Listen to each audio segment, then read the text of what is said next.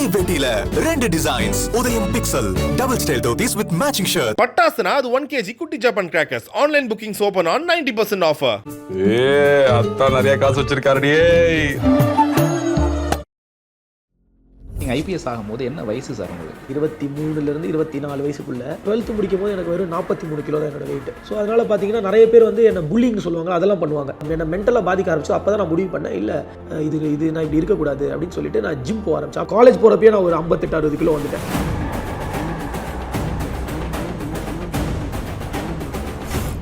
இப்போ ஏரோநாட்டிக்கல் படிச்சுட்டு இருக்கீங்க, எல்லாருக்குமே என்ன தோணும் அப்படின்னா, சரி முடிச்சுட்டு நல்ல ஒரு கேம்பஸ் இன்டர்வியூவாக வரட்டும், செலக்ட் ஆகிட்டு போய் ஜம்முன்னு உட்காந்துருவோம். கேம்பஸ் இன்டர்வியூவில் ஒரு France based aeroplane engineering engine தயாரிக்கிற கம்பெனி. இந்த கிளாஸில் 75 பேரில் 3 பேரை செலக்ட் பண்ணுறாங்க.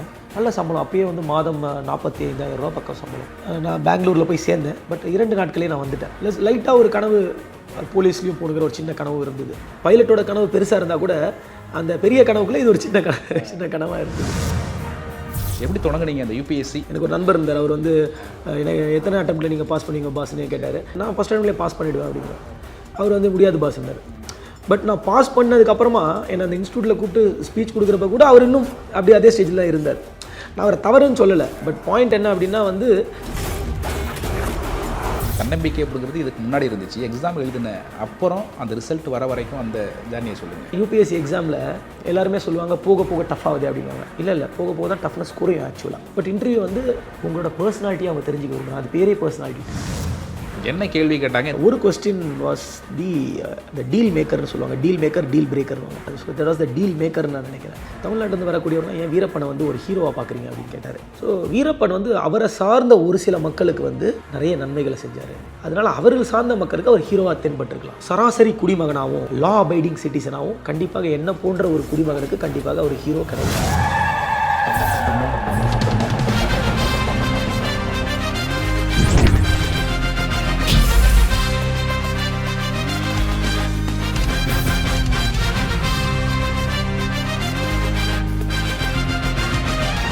கலாட்டா நேயர்களுக்கு வணக்கம். இன்றைய சிறப்பு நேர்காணலுக்கு உங்களை அன்போடு வரவேற்கிறோம். சமூகத்தில் மரியாதையையும் மன நிறைவையும் தரக்கூடியது சிவில் சர்வீஸ் பணி. முன்னாடிலாம் ஒரு 10 வருடங்களுக்கு முன்னாடி யூபிஎஸ்சி ரிசல்ட் வந்துட்டு அப்படின்னு சொன்னாலே தமிழ்நாட்டில் ஒரு மிகப்பெரிய கொண்டாட்டம் இருக்கும். காரணம், ஒரு 1000 பேர் வந்து பாஸ் ஆகிறாங்க அப்படின்னா ஒரு 100 பேருக்கு மேலே நம்மவர்கள் இருப்பாங்க. ஆனால் இப்போ கடந்த 10 ஆண்டுகளில் ஒரு 5% இது வந்து குறைஞ்சிருச்சு. ஒரு 40-45 அப்படின்ட்டு தான் இந்த ரேஷியோ அப்படிங்கிறது இருந்துகிட்ருக்கு. என்ன காரணம்? நம்ம இன்னைக்கு வந்து ஒரு இந்திய காவல் பணி அதிகாரியாக தான் நேர்காணல் எடுக்க போகிறோம். கண்டிப்பாக இந்த நேர்காணல் அப்படிங்கிறது இன்றைக்கி யூபிஎஸ்சி ப்ரிப்பேர் பண்ணிகிட்டு இருக்கிறவங்க இல்லை ப்ரிப்பேர் பண்ண போகிறவங்களுக்கு ஒரு நல்ல பயனுள்ளதாக இருக்கும் அப்படின்னு நம்புகிறோம். ஒரு ஏரோநாட்டிக்கல் இன்ஜினியராக தனது வாழ்க்கையை தொடங்கி காவல் பணியின் மீது அதீத ஒரு காதல் அப்படிங்கிறதுனால இன்றைக்கி ஒரு 15 வருடங்களாக பல்வேறு மாவட்டங்களில் ஒரு நேர்மைக்கும் ஒரு பேருக்கும் புகழுக்கும் எடுத்துக்காட்டாக இருக்கிற திருவல்லிக்கேணியின் துணை ஆணையராக இருக்கக்கூடிய செல்வ நாகரத்தினம் ஐபிஎஸ் அவர்களை தான் சந்தித்து பல கேள்விகள் கேட்கப்படும். வாங்க சந்திக்கலாம். சார் வணக்கம். சார் வணக்கம். வரும் ஒரு ஏரோநாட்டிக்கல் இன்ஜினியராக கல்லூரி படிப்பை முடித்ததுக்கப்புறம் ஒரு காக்கி சட்டையின் மீது இருந்த தீரா காதுனால காவல் பணிக்கு வந்து ஒரு 14 வருஷம் ஆயிடுச்சு. என்ன ஒரு மன நிறைவை உணர்றீங்க சார்? காவல் பணிங்கிறது ரொம்ப ஒரு மிக சவாலான ஒரு பணி தான். அது ஒரு அரசில் வந்து பல்வேறு துறைகள் இருந்தாலும் காவல்துறைங்கிறது வந்து ஒரு மிக முக்கியமான ஒரு துறை. விசிபிள் ஆர்ம் ஆஃப் த கவர்மெண்ட்டுன்னு சொல்லுவாங்க. அதாவது ஒரு அரசாங்கத்தோட விசிபிளாக பொதுமக்களுக்கு தெரியக்கூடிய ஒரு துறை அது. சமூகத்தில் ஏற்படக்கூடிய சட்டம் ஒழுங்கு பிரச்சனையாக இருக்கலாம், குற்றங்களாக இருக்கலாம், அதை கையாண்டு எந்த அளவுக்கு வந்து துரிதமாக ஒரு காவல்துறை வந்து செயல்படுதோ அந்த அளவுக்கு தான் ஒரு நாட்டில் சட்டம் ஒழுங்கு இருக்கும், அந்த அளவுக்கு தான் ஒரு வளர்ச்சி இருக்கும், பொதுமக்களுக்கும் ஒரு அமைதியான ஒரு வாழ்வு நிலை, ஒரு வாழும் சூழல் இருக்கும். ஸோ அந்த விதத்தில் வந்து இந்த 14 வருட பணியில் பல சவால்களை சந்தித்தாலும் அதெல்லாம் தாண்டி பொதுமக்களுக்காகவும் அரசுக்காகவும் வேலை செய்கிறது ஒரு மகிழ்ச்சியான மற்றும் ஒரு மனநிறைவு தரக்கூடிய ஒரு அனுபவமாக தான் இருக்கும். காலையிலேருந்து உங்கள் கூட தான் பயணப்பட்டுட்டு இருக்கோம். ஏதோ நேற்று ட்ரைனிங் முடிச்சுட்டு வந்து ஐபிஎஸ் மாதிரி அவ்வளோ எனர்ஜியாக இருக்கீங்க. என்ன சீக்ரெட்? ஸோ எனக்கு வந்து காவல்துறை ரொம்ப பிடிக்கும். சின்ன வயசுலேருந்தே நான் பார்த்த வியந்த துறைகளில் அது ஒன்று. ஸோ அந்த துறையில் இருக்கும் போது வந்து ஒரு சுறுசுறுப்பாக ஒரு வேகத்தோடு இருந்தால் தான் பொதுமக்கள் வந்து ஒரு நம்ம மேலே ஒரு நல்ல மதிப்பும் இருக்கும். பொதுமக்களுக்கு அந்த ரெஸ்பான்ஸ் அப்படி நம்ம கொடுக்குறது நல்லாயிருக்கும். ஸோ அதன் அடிப்படையில் வந்து ஒரு காவல்துறை அதிகாரினா அவங்க வந்து ரொம்ப ஒரு வேகமும் இருக்கணும், பட் வேகத்தோடு செயல்படணும். ஸோ அதனால நான் வந்து எப்போவுமே I like to be energetic. இன்னை வரைக்கும் அதை ஃபாலோ பண்ணிகிட்டு இருக்கீங்க? ஆமாம், இன்றைக்கி வரைக்கும் நான் மினிமம் ஒரு நாளில் வந்து ஒரு 1 ஹவராவது எக்ஸசைஸ் பண்ணிவிடுவேன். எக்ஸசைஸே பண்ண முடியலன்னா கூட வாக்கிங் போயிடுவேன். வாக்கிங் போயிட்டு வீட்டில் போயிட்டு யோகா ஒரு 10 மினிட்ஸ் பண்ணிவிடுவேன். சார், நிறைய மாவட்டங்களில் வந்து நீங்கள் பணியாற்றிருக்கீங்க. ராமநாதபுரம், கோயம்புத்தூர், நாகப்பட்டினம், தூத்துக்குடி, சென்னை அப்படின்ட்டு மக்களுக்கு ரொம்ப பரிச்சயமான முகம் அப்படின்னு சொல்லலாம். உங்களுடைய குடும்ப பின்னணி அப்படிங்கிறது நிறைய பேருக்கு தெரிஞ்சிருக்க வாய்ப்பு இல்லை. இப்படி வசதியான குடும்பத்திலிருந்து தான் வந்தீங்களா? அதை பற்றி சொல்லுங்களேன். நான் மிகவும் ரொம்ப வசதியான குடும்பத்துலேருந்துலாம் வரல. நார்மலான ஃபேமிலி தான். அப்பா வந்து ஹைகோர்ட்டில் லாயராக இருந்தாங்க, அம்மா டாக்டர். அவங்க 2 பேர் தான் அவங்க குடும்பத்திலே முதல்வரான கிராஜுவேட்ஸ்னு சொல்லலாம். அப்பா வந்து நான் 10 வயசு இருக்கும்போதே ஒரு துரதிருஷ்டவசமாக இறந்துட்டாங்க. ஸோ அம்மாவும் நான் தங்கை 3 பேர் தான். அம்மா டாக்டருங்கிறதுனால சின்ன வயசுலேருந்து படிப்புக்கு ரொம்ப முக்கியத்துவம் கொடுப்பாங்க. ப்ளஸ் அப்பாவையும் நான் சின்ன வயசாக இருந்தாலும் கோர்ட்டில் அவர் வாதாடுறது, அவங்களோட கிளைண்ட்ஸ் கிட்ட பேசுகிறது, அதெல்லாம் பார்க்கும்போது எனக்கு சின்ன வயசுலேருந்தே படிப்புனால மட்டும்தான் சமூகத்தில் ஒரு நல்ல ஒரு உயர்வுக்கு போக முடியும். ப்ளஸ் நம்ம வாழ்க்கையில் நினைக்கக்கூடிய விஷயங்கள் எல்லாத்தையும் சாதிக்கிறதுக்கு படிப்பு ஒன்று தான் ஒரு முக்கியமான உறுதுணை அப்படிங்கிறத நான் சின்ன வயசுலேருந்து நம்பினேன். ஸோ அதனால் வந்து ஒரு சுமாரான ஒரு சாதாரணமான ஒரு நடுத்தர வர்க்கமான குடும்பம்னு கூட சொல்லலாம். டாக்டர் தான் அம்மா, இருந்தாலும் வந்து பெரிய அளவில் ஒரு ப்ராக்டிஸ்லாம் இல்லை. அப்பா இருந்ததுக்கப்புறம் கொஞ்சம் கஷ்டப்பட்டு தான் என்னை வளர்த்தாங்க. பட் ஆனால் வந்து அந்த படிப்புக்கான முக்கியத்துவம் இருந்ததுனால எனக்கு முக்கியமான அந்த படிப்பில் கவனத்தை செலுத்த முடிஞ்சுது. கல்லூரியில் நான் வந்து சாதாரணமான கல்லூரியிலையும் பள்ளிகளையும் தான் படித்தேன். குடும்ப சூழ்நிலை காரணமாக என் படிப்பை எந்த விதத்துலையும் அதில் ஒரு கஷ்டமோ இல்லை அதில் வந்து ஒரு விதமான ஒரு குறைபாடோ இல்லைன்னு நான் சொல்ல முடியாது. அதுக்கு தேவையான அந்த வசதிகள்லாம் கண்டிப்பாக இருந்தது. ரொம்ப ஏழ்மையான சூழ்நிலைன்னு சொல்ல மாட்டேன். பட் ஆனால் வந்து எல்லா ஒரு மிடில் கிளாஸ் நடுத்தரத்துக்கான அந்த சந்தர்ப்ப வசமான அந்த சில சூழ்நிலையில் கஷ்டங்கள்லாம் இருந்திருக்கு. பட் அந்த சவால்களை தாண்டி தான் படிக்க முடியும். சார், பொருளாதார அடிப்படையில் ஒரு ஸ்ட்ராங்காக இருந்தாலும் அப்பா வந்து ஒரு 10 வயசில் வந்து உங்களை விட்டுட்டு பிரிஞ்சுட்டாங்க அப்படிங்கும்போது உங்களுக்கு அந்த பொறுப்பு, கூடுதல் பொறுப்பு அப்படிங்கிறது வந்திருக்கும். அம்மா, தங்கை 2 பேரும். அதை எப்படி நீங்கள் மேனேஜ் பண்ணீங்க? அதை பற்றி சொல்லுங்களேன். எவ்வளோ ஸ்ட்ரகிள் இருந்துச்சு? கஷ்டமான சூழ்நிலை தான், யாருக்குமே அது நேரக்கூடாத ஒரு விஷயம். ஏன்னா அப்பா அம்மா 2 பேரில் ஒருத்தர் இல்லைன்னா கூட வந்து அந்த குடும்ப வாழ்க்கைங்கிறது வந்து கொஞ்சம் அந்த குழந்தைங்களுக்கு ரொம்ப கஷ்டமாக இருக்கும். ஸோ அது எனக்கு ரொம்ப கஷ்டமாகவே இருந்தது. பட் எனக்கு அது அப்பா இறந்த 1-2 வருடத்துலேயே வந்து எனக்கு அது புரிதல் வந்துடுச்சு. தெரியல, மேபி ஏன்னு தெரியல. ஸோ சின்ன வயசுலேருந்தே எனக்கு பொறுப்புகள் நிறைய உண்டு. ஏன்னா எங்கள் அம்மா வந்து என்னை அப்படி தான் வளர்த்தாங்க. அம்மா வந்து டாக்டருங்கிறதுனால காலையில் போயிட்டு நைட் ஆகிடும் வர்றதுக்கு. ஏன்னா 2-3 இடங்கத்தில் அம்மா பணி பண்ணிகிட்டு இருந்தாங்க. ஒரு ஹாஸ்பிட்டல், அப்புறம் ஒரு சின்ன கிளினிக் அதெல்லாம் வச்சுருந்தாங்க. அதனால் வந்து காலையில் போனாங்கன்னா நைட் தான் வருவாங்க. ஸோ நான் ஸ்கூலுக்கு போனதுக்கப்புறமா திரும்பி வந்ததுக்கப்புறம் என் தங்கைக்கு வந்து எனக்கும் தங்கைக்கும் ஒரு 5-6 வருடங்கள் வித்தியாசம். ஸோ அதனால் சின்ன குழந்தையாக தான் இருப்பாங்க. ஸோ நான் தான் அவங்கள பார்த்துப்பேன். அம்மா வந்ததுக்கப்புறம் ஏதாவது டிஃபன் பண்ணி தருவாங்க, சாப்பிட்டுட்டு தான் படுப்போம். ஸோ ரொம்ப கஷ்டம்தான். பட் அதெல்லாம் பார்த்து அப்படியே வளர்ந்ததுனால அந்த அந்த சிச்சுவேஷன்ஸ், சூழ்நிலைகள் தான் மனிதர்களை உருவாக்குவாங்க. So I think the situations made me tougher அப்படின்னு நான் சொல்லுவேன்.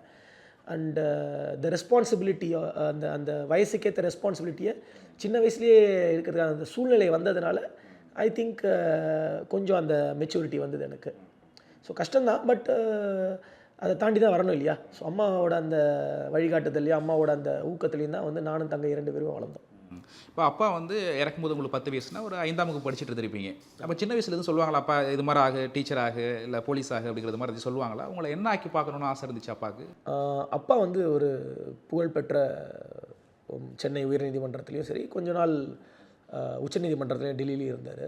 ஸோ அப்போ ஒரு பெரிய லாயராக தான் இருந்தாங்க.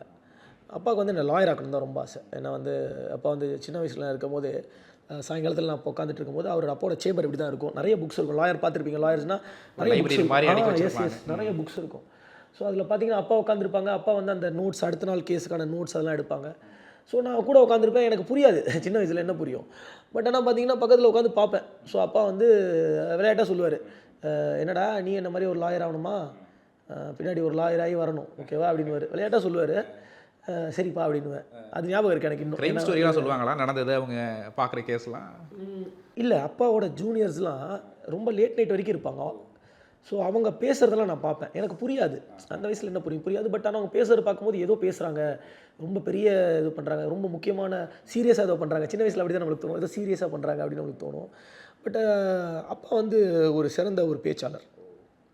அதனால் அப்பா வந்து நிறைய விஷயம் டிக்டேட் பண்ணுவாங்க, நோட்ஸ்ன்னு சொல்லுவாங்களா, டிக்டேட் பண்ணுவாங்க அடுத்த நாள் இந்த டைப் பண்ணுது.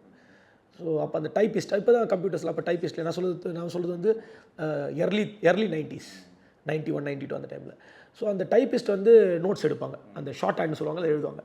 ஸோ நான் அதை பார்ப்பேன், ரொம்ப இன்ட்ரெஸ்டிங்காக இருக்கும். ஸோ அப்படி தான் வந்து எனக்கு அது ஒரு இன்ட்ரெஸ்ட் இருந்தது. பட் அது விளையாட்டு சொன்னது தான். அதுக்கப்புறம் அப்பா சின்ன வயசுலேயே இறந்ததுனால லாயர் மேலே அதுக்கப்புறம் I did pursue that dream, அது அப்படியே போயிடுச்சு. ஆனால் அப்பாவுக்கு வந்து அட்வொகேட் ஆக்கி பார்க்கணும்னு ஆசை. அம்மாவுக்கு அம்மா வந்து என்ன டாக்டர், அது ஆக்சுவலாக அப்பா இறந்ததுக்கப்புறம் அம்மா தான் இருந்ததுனால அம்மா வந்து டாக்டரானு தான் சொன்னாங்க. பட் நான் 10th முடிக்கும் போதே சொல்லிட்டேன் அம்மாட்ட, நான் வந்து ஒரு நல்ல டாக்டர் ஆகிறது வந்து கஷ்டமா. என்ன காரணம் சார்? காரணம் அப்படின்னா நல்ல டாக்டராக முடியாது அப்படி இல்லை, அது என்ன அப்படின்னா எனக்கு பொதுவாகவே வந்து அந்த ஒரு சயின்ஸ்லேயே பார்த்தீங்கன்னா எனக்கு கெமிஸ்ட்ரி ரொம்ப பிடிக்கும். கெமிஸ்ட்ரி நான் 12th வந்து சென்டம் எடுத்தேன். ஃபிசிக்ஸும் நல்ல 195 எடுத்தேன். பட் எனக்கு அந்த பயாலஜி அண்ட் பாட்டனி பார்த்தீங்கன்னா ஜுவாலஜி அண்ட் பாட்டனி சொல்லுவாங்களா, அது ரெண்டுமே பார்த்தீங்கன்னா எனக்கு அந்தளவுக்கு ஒரு பெரிய ஒரு பிடித்தல் கிடையாது. ப்ளஸ் அம்மாவோட வேலைப்பாடுகளை நான் பார்ப்பேன் இல்லையா, காலையில் போவாங்க நைட்டு வருவாங்க. நான் என்ன யோசிச்சேன்னா நானும் வந்து எனக்கும் இதே மாதிரி லைஃப் ஆகிடுமா, எனக்கு வந்து என் குழந்தைங்களோட ஸ்பெண்ட் பண்ண முடியாது அப்படிலாம் நான் யோசிப்பேன். அந்த 15 வயசில் அந்த கான்ஃப்ளிக்டிங் தாட்ஸ் அப்படியே ஆப்போசிட்டாக இருக்குல்ல சார்? இல்லை, இப்போ நான் கேட்குறவங்க எல்லாத்தையுமே சொல்லுவேன், என்ன சார் உங்கள் வீட்டில் உங்களை தவிர எல்லாமே டாக்டராக இருக்காங்களே அப்படின்வாங்க. நான் உடனே சொல்லுவேன் நானும் டாக்டர் தான் அப்படின்னா. இல்லை சார், நான் சார் எதுவும் நீங்கள் இன்ஜினியரிங் படிச்சுதான் சொன்னாங்க அப்படின்வாங்க. நான் சொல்லுவேன் ஆமாம், பட் நான் சொசைட்டிஸ் டாக்டர் அப்படின்வேன். ஏன்னா சொசைட்டியில் இருக்கக்கூடிய குற்றவாளிகள் குற்றங்களை குறைக்கிறதுக்கும் சொசைட்டியில் பொதுமக்கள் நல்லா வாழ்கிறதுக்கான கலைஞ்செடுக்கிற மருத்துவர் இது, குற்றங்களை கலைஞ்செடுக்கிறது. ஸோ அம்மாட்ட அப்பயே சொல்லிட்டேன். அதனால் அம்மாவை என்ன அதுக்கப்புறம் ஃபோர்ஸ் பண்ணலை. அம்மா வந்து எப்போவுமே என் லைஃப்பில் நான் எது பிடிக்குன்னு சொல்லுவேனோ அது ஓகே, என் மேலே நம்பிக்கை உண்டு அவங்களுக்கு. ஏன்னா அவங்களுக்கு தெரியும் நான் வந்து பொறுப்பாக செய்வேன்னு சொல்லிட்டு. அதனால் என்னை வந்து she guided me very well. சரி ஓகே படினாங்க. அப்புறம் நான் engineering computer science engineering group தான் எடுத்தேன் +1 +2. அதுக்கப்புறம் I went to aeronautical engineering. இல்லை, அதுதான் நான் கேட்குறேன். அப்பா வந்து அட்வொகேட் ஆகணும்னு விரும்புகிறாங்க, அம்மா வந்து டாக்டர் ஆகணும்னு விரும்புகிறாங்க. ரெண்டுமே வேணாம் அப்படின்னு முடிவு எடுத்துட்டீங்க. சரி, என்ன தான் ஆகணும் அப்படின்ட்டு எந்த விஷயத்தில் முடிவு எடுக்கிறீங்க? என்ன தான் ஆசையாக இருந்துச்சு சார்? நான் வந்து 10th முடிக்கும் போதே எனக்கு பைலட் ஆகணும்னு ஆசை. ஸோ பைலட் ஆகணுன்னா வந்து நிறைய செலவாகவும் படிக்கணும்னு எல்லாமே சொல்லுவாங்க. ஏன்னா எங்கள் வீட்டுக்கிட்ட வந்து ஒருத்தர் பைலட் ஆகியிருந்தார். அவர் வந்து கனடாவில் போய் படிச்சிருந்தார். ஸோ நிறைய லட்சக்கணக்கிலலாம் செலவாகும்னு சொன்னதுனால நான் என்ன விரும்பினேன்னா, நான் வந்து நம்ம ஏர்ஃபோர்ஸ் அதில் வந்து ஃப்ளையிங் ஆஃபீஸர் பைலட்டுன்னுவாங்க, அது ஆகிட்டு அது மூலமாக அதுக்கப்புறமா நாசாலையோ இல்லை இஸ்ரோலையோ ஜாயின் பண்ணி சயின்டிஸ்ட் ஆகணுங்கிறது தான் என்னோடய கனவு. ஸோ அதுக்காக நான் ஒரு 12th இல்லை, இன்ஃபேக்ட் 10th வந்து நான் அந்த தாட்டில் தான் இன்ஜினியரிங், இந்த கம்ப்யூட்டர் சயின்ஸ் இன்ஜினியரிங் எடுத்தேன். ஓகே, அந்த பக்கத்து வீட்டுக்கார இன்ஸ்பிரேஷன் சொல்கிறீங்கல்ல, அது என்ன? அப்போலாம் வந்து பைலட்டுக்கு வந்து மாத கணக்கில் அவ்வளோ சம்பளம்னு சொல்லுவாங்க ஒன்று. ஆமாம், அவர் இங்கே வந்து இருக்கிற தோரணையா உங்களை வந்து ரொம்ப மயக்குனுச்சு, இல்லை உங்களை எதை ஈர்த்துச்சு? இல்லை, அது வந்து நான் கேள்விப்பட்ட ஒரு சம்பவம் தான். ஆக்சுவலாக என்ன அப்படின்னு பார்த்தீங்கன்னா, என்னோட அந்த மிடில் ஸ்கூல்லையும் ஹை ஸ்கூல்லையும் பார்த்தீங்கன்னா டிவி பார்ப்போம் இல்லைங்களா, டிவியில் வந்து நிறைய மூவிஸ் வரும். அப்போ தான் இந்த டாப் கன் அப்படிங்கிற அந்த மூவி வந்த டைமு, டாம் க்ரூஸோட படம். அதில் பார்த்தீங்கன்னா ஒரு ஃபைட்டர் பைலட்டாக இருப்பார். அந்த மாதிரி நிறைய இந்த ஏர்க்ராஃப்ட் ஓரியன்ட் மூவிஸ் பார்ப்பேன். சரி, சம்திங் அந்த ஏர்க்ராஃப்ட்னாலே ஒரு ஃபேசினேட்டிங் விஷயம் இல்லைங்களா, ஒரு குழந்தைங்களுக்கு அந்த ஒரு ஒரு ட்ரீம் மாதிரி அது. ப்ளஸ் நிறைய கார்ட்டூன்ஸ் பார்ப்பேன். நான் பார்க்குற கார்ட்டூன்ஸில் இந்த ஜெட் பைலட் போகல, ஜெட் ஃபைட்டர் பைலட் போகும் இல்லைங்களா, எனக்கு அதை பார்த்துட்டு ரொம்ப ரொம்ப ஒரு ஆசை. ப்ளஸ் 90s கிட்ஸ் 80s கிட்ஸுக்கு தெரியும், அந்த காலகட்டம் தான் வந்து அந்த சைஃபை அப்படின்னு சொல்லுவாங்க, சயின்ஸ் ஃபிக்ஷன். அது வந்து ரொம்ப பிரபலமான இருந்த காலம். ஸோ அதில் பார்த்திங்கன்னா நிறைய வர மூவிஸும் பார்த்திங்கன்னா ஸ்பேஸில் போய் எடுக்கிற மாதிரி இருக்கும். ஸ்பேஸில் வந்து என்ன நடக்குது அதை ரிசர்ச் பண்ணுற மாதிரிலாம். ஸோ அது எனக்கு ரொம்ப ஈர்த்துது. அது ஒரு விளையாட்டான ஈர்ப்பு தான், பட் அது ரொம்ப ஒரு ஸ்ட்ராங்கான ஈர்ப்பாயிடுச்சு. ஸோ எனக்கு வந்து எப்படியாவது பைலட் ஆகணும், ஒரு சயின்டிஸ்ட் ஆகிட்டு ஸ்பேஸுக்கு போகணும் அப்படிங்கிற அந்த ஒரு கனவு இருந்தது. அது ஒரு உள்ள. ஸோ அதன் முதல் படியாக தான் ஏரோநாட்டிக்கல் இன்ஜினியரிங் எடுத்தேன். சரி, இது படிச்சுட்டு இது மூலமாக நம்மளுக்கு ஒரு பைலட்டாவோ இல்லை சயின்டிஸ்டாக வர வாய்ப்பு கிடைக்குமாங்கிறதுக்கு அதை எடுத்தேன். ஆனால் நிறைய பேர் அதெல்லாம் பார்த்துட்டு சரி கேம் சென்டருக்கு போயிட்டு அது மாதிரி ஓட்டும் அப்படின்னு நினைக்கிற வயசில் நீங்கள் பைலட் ஆகணும் அப்படின்னு நினச்சிருக்கிறது. இல்லை, நான் அதுவும் பண்ணேன், கேம் சென்டர் போய் விளையாடுவேன். பட் ஆனால் எஸ், எனக்கு வந்து எப்படின்னா, எனக்கு சின்ன வயசுலேருந்து படிப்பு, அம்மா இதுக்கு அடிக்க சொல்லுவாங்க, நம்மளுக்கு வந்து வாழ்க்கையில் முன்னேறினா ஒரே ஒரு படிப்பு தாண்டா கண்ணா, அது எப்படியாவது படிக்கணும், படித்தா தான் நம்ம முன்னேற முடியும். இன்றைக்கி படித்ததுனால தான் அம்மா டாக்டராகி உங்களை பார்த்துக்க முடியுது, அப்பா இல்லாதப்பையும் நம்ம குடும்பத்தை வந்து சரியான இதில் கொண்டு போக முடியுது. ஸோ படின்னு சொல்லுவாங்க. ரெண்டாவது வந்து நான் கொஞ்சம் நர்டி சைல்டு தான், படிப்பேன், எனக்கு படிக்க பிடிக்கும். பட் என்னென்னா அதுலேயும் சில சப்ஜெக்ட்ஸ் பிடிக்கும், சில சப்ஜெக்ட்ஸ் பிடிக்காது. பட் ஆனால் அதனால தான் நான் டாக்டர் ஆகிறதுக்கு காரணமே. ஸோ அதனால் படிப்பேன், நல்லாவே நான் படிப்பேன். விளையாட்டில் வந்து இருக்கும், பட் ஆனால் படிப்பு தான் நிறைய. அதனால் எனக்கு நர்டிங்கிறதுனால எப்படியாவது ஆகிடணும், ஸோ படிப்பு மூலமாக தான் நம்ம சொல்லிட்டு ரொம்ப ரொம்ப ஒல்லியாக வேறு இருப்பேனா. ஸோ அதனால் வந்து எப்படியாவது நம்மளை வந்து படித்தா தான் நம்ம வாழ்க்கையில் பெரிய அந்த ஒரு எண்ணம் இருந்தது. ஓகே, ஏரோநாட்டிக்கல் இந்த மாதிரி ஜாயின் பண்ணிட்டீங்க. எந்த காலேஜ் போனதுக்கு அப்புறம் உங்களுடைய அந்த எப்பயும் போல தான் இருந்துச்சா, இல்லை கொஞ்சம் என்ஜாய் பண்ண ஆரம்பிச்சிங்களா? கொஞ்சம் கொஞ்சமாக ஏதாச்சும் புது புது பழக்க வழக்கங்கள் அப்படிங்கிறது தொத்திக்கிச்சா? இல்லை, காலேஜ் டைமில் எனக்கும் எல்லா இளைஞர்கள் இருக்கிற மாதிரி சில விளையாட்டு இதெல்லாம் இருக்கும். பட் என்னோட ஒரு நல்ல ஒரு குணாதிசயம் நான் என்ன நினைக்கிறேன் அப்படின்னா, இல்லை எனக்கு அது ஒரு சிச்சுவேஷன்ஸ்னால உருவானதான்னு தெரியல. எனக்கு என்ன தான் அந்த விளையாட்டு இல்லை ஒரு வேடிக்கை இதெல்லாம் இருந்தால் கூட நான் அதை அதோடய பார்த்துட்டு போயிடுவேன். அதில் வந்து ரொம்ப பண்ண மாட்டேன். இப்போ ஃபார் எக்ஸாம்பிள் வந்து ஒரு எனக்கு ஒரு சினிமா நடிகர் பிடிச்சிருக்குன்னா அவரோட படத்தை போய் பார்ப்பேன். ஆனால் முதல் ஷோ பார்க்கணும், இல்லை அதுக்கு வந்து நம்ம வந்து ரொம்ப வெறியற அந்த மாதிரிலாம் நான் பண்ண மாட்டேன். எனக்கு வந்து எல்லாத்தையுமே வந்து ஒரு அனுபவமாக எடுத்துக்கணும் தான் ரொம்ப விரும்புவேன். ஸோ அதனால் பார்த்தீங்கன்னா படிப்பு காலேஜ்லேயும் படிப்பேன் நிறையவே. பட் படிப்பு இல்லாமல் என்னோடய பெரும்பாலான டைம் வந்து எக்ஸசைஸ் அதுக்கு போய்டும். எக்ஸசைஸ் எனக்கு ரொம்ப பண்ண பிடிக்கும், அது பிடிக்கும். தென் விளையாடுவேன், கிரிக்கெட் விளையாடுவேன். I love cricket, so I play cricket. அது இல்லாமல் பார்த்தீங்க அப்படின்னா புக்ஸ் படிப்பேன், மூவிஸ் பார்ப்பேன். ஸோ இந்த மாதிரி ஹாபீஸ் இருக்கும். பட் என்னோடய ஹாபீஸ் என்னோடய பொழுதுபோக்குகள் எல்லாமே பார்த்தீங்கன்னா it never interfered in my studies. அதான் சார், உங்கள் பொழுதுபோக்கு எல்லாமே ஃப்ரெண்ட்ஸ் யாருமே அதிகமாக கூட சேராத மாதிரி இருக்குது. புக்ஸ் படிக்கிறதா இருக்கட்டும், உடற்பயிற்சி பண்ணுறதா இருக்கட்டும், எப்படி ஃப்ரெண்ட்ஸ் எல்லாம் அந்த அளவுக்கு கூட வந்தாங்களா? உங்களுக்கு கோஆர்டினேட் பண்ணாங்களா? இல்லை, நான் இது இன்னொரு இன்டர்வியூவில் கூட முதலே சொல்லியிருக்கேன். I was kind of an introvert அந்த டைமில். அதுக்கு காரணம் என்ன, 2-3 காரணங்கள் என்ன அப்படின்னா, ஒன்று வந்து நான் திருவொற்றியூர் நார்த் சென்னையில் இருந்தேன். அங்கே வந்து நிறைய இடத்துல பார்த்திங்கன்னா இளைஞர்களுக்கு பல்வேறு விதமான தவறான பழக்கங்கள் வந்துடும். அதில் அம்மா கொஞ்சம் கண்டிப்பாக இருப்பாங்க. நான் சண்டே ஒரு நாள் தான் கிரிக்கெட் விளையாட போவேன். பட் போயிட்டு வந்த உடனே எங்கள் அம்மா என்னை வந்து ரொம்ப பார்ப்பாங்க. எங்கே போகிறேன், எங்கே வர, எல்லாமே ரொம்ப கேள்விகள் கேட்பாங்க. ரொம்ப வந்து இந்த மைன்யூட் மானிட்டரிங் பண்ணுவாங்க. அதனால் எனக்கு முதல்ல கொஞ்சம் பயம் இருக்குது எங்கள் அம்மா மேலே. ரெண்டாவது வந்து நானும் பார்ப்பேன் இல்லைங்களா, இந்த பசங்க வந்து சண்டை போடுறது எனக்கு அது பிடிக்காது. எனக்கு வந்து அது என்னவோ வந்து ஒரு தவறான செயல் மாதிரி தெரியும். எனக்கு எப்போவுமே வந்து சின்ன வயசுலேருந்தே இந்த சட்டங்களை மீறுறது இல்லை சட்டத்தை ஒரு தவறான செயல் செஞ்சால் அது வந்து அருவருக்கத்தக்க செயலாக தான். வேலைக்கு வந்துடுவீங்களா, கேள்வி கேட்பீங்களா? வேலைக்கு வந்துடுவேன். ஏன் அப்படின்னா ஒரு 2 காரணம். அப்போ வந்து நான் கொஞ்சம் ரொம்ப ஒல்லியாக ஒரு சாதாரண ஒரு இளைஞனாக இருப்பேன். ஸ்கூல் படிக்கும். ஆமாம், நான் 12th முடிக்கும் போது எனக்கு வெறும் 43 கிலோ தான் என்னோடய வெயிட். ஸோ அதனால் பார்த்தீங்கன்னா நிறைய பேர் வந்து என்னை புல்லிங்னு சொல்லுவாங்க, அதெல்லாம் பண்ணுவாங்க. ஸோ அதனால் கொஞ்சம் எனக்கு அந்த இன்ட்ரோவர்ட்டிக் ஃபீலுக்கு நான் அதெல்லாம் வந்துடுவேன். இந்த பள்ளி முடிக்கிற டைமில் எப்போ இந்த புல்லிங்கெல்லாம் வந்து எனக்கு என்னை மென்டலாக பாதிக்க ஆரம்பிச்சோ அப்போ தான் நான் முடிவு பண்ணேன், இல்லை இது நான் இப்படி இருக்கக்கூடாது அப்படின்னு சொல்லிட்டு நான் ஜிம் போக ஆரம்பித்தேன். அப்பயும் பார்த்தீங்கன்னா அந்த படங்களெல்லாம் சில்வஸ்டர் ஸ்டாலின் படம்லாம் வரும், ஜீன் கிளாட் வேன் டாம் இவங்க படம்லாம் வரும். ஸோ அதெல்லாம் பார்த்து தான் எக்ஸசைஸ் பண்ண ஆரம்பித்தேன். ஸோ ஜிம்முக்குலாம் போக ஆரம்பித்தேன்.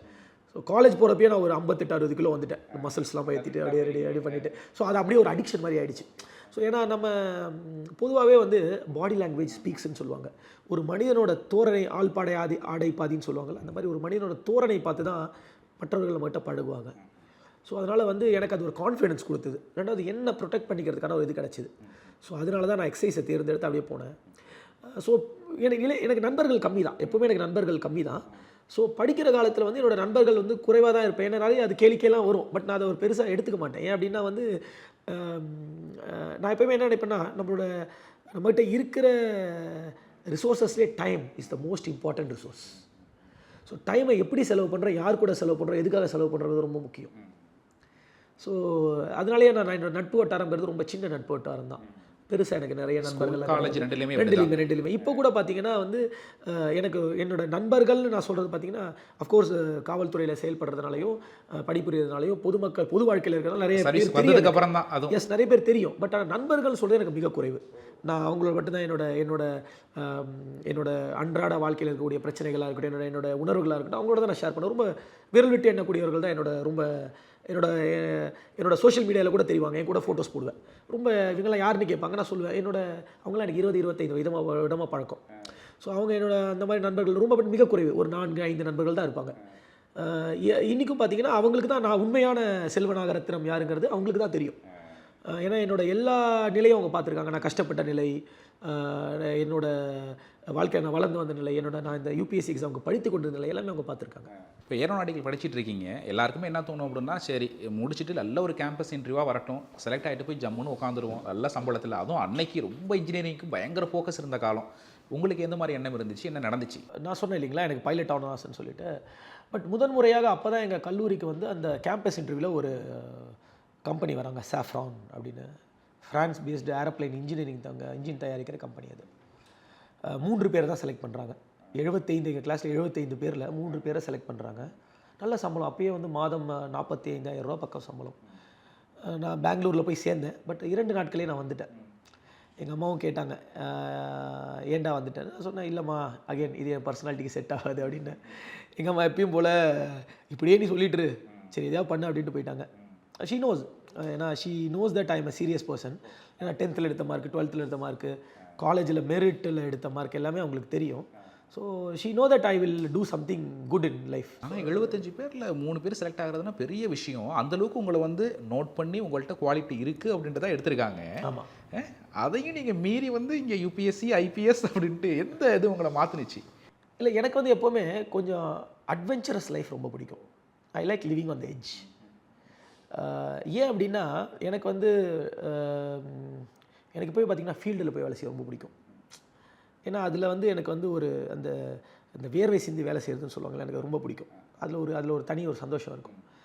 ப்ளஸ் ஆஃபீஸ் ஜாப், டெஸ்க் ஜாபுங்கிறப்ப வந்து எனக்கு அதில் ஒரு என்ன சொல்கிறதுனா வந்து அந்த இங்கிலீஷில் சொல்லுவாங்க அட்ரனில் ரஷ்ன்னு சொல்லுவாங்க, அது இருக்காது. ஸோ அதனால் வந்து எனக்கு அந்த வேலையை பெருசாக பிடிக்கல.